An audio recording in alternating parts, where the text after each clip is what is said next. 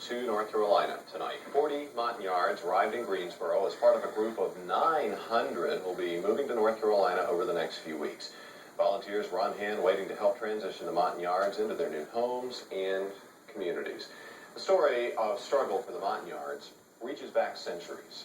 But their more recent history is closely tied to North Carolina. Scott Livin shows us in this report from a Montagnard refugee camp in the Philippines in 1986.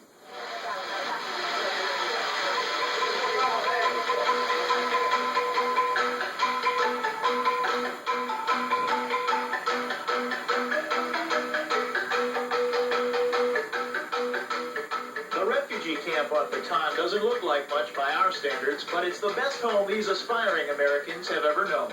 Our arrival brought that almost unimaginable next stop a big step closer.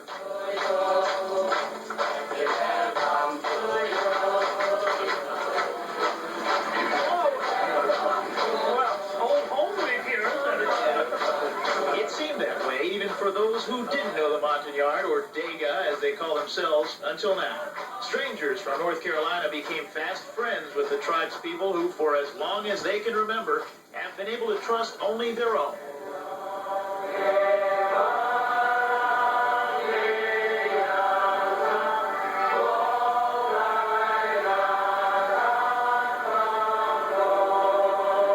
For their prospects, the Dega are grateful beyond their ability to express themselves in English.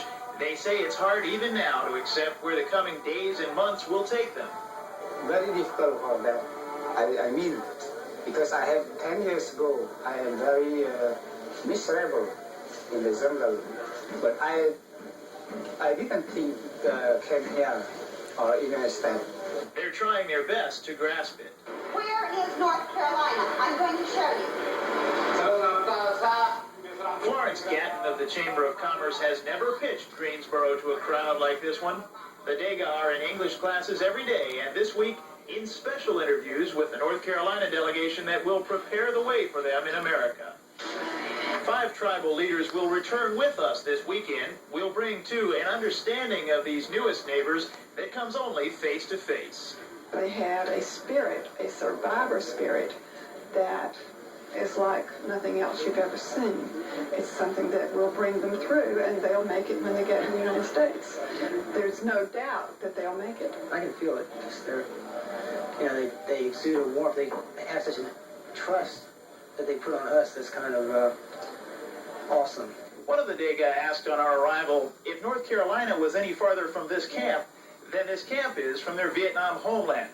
By miles, it's many times the distance. But the worst is surely over for these folks, and though they don't understand all that lies ahead of them, they're beginning to believe they're almost home. On the Bataan Peninsula of the Philippines, Scott Livin, TV8 Eyewitness News. Now 900 more making a similar journey. Amazing, just amazing. And the Lutheran Family Services Organization, one of the key agencies in helping them with the transition, can still use volunteers. So be sure to call that agency in Greensboro if you're interested.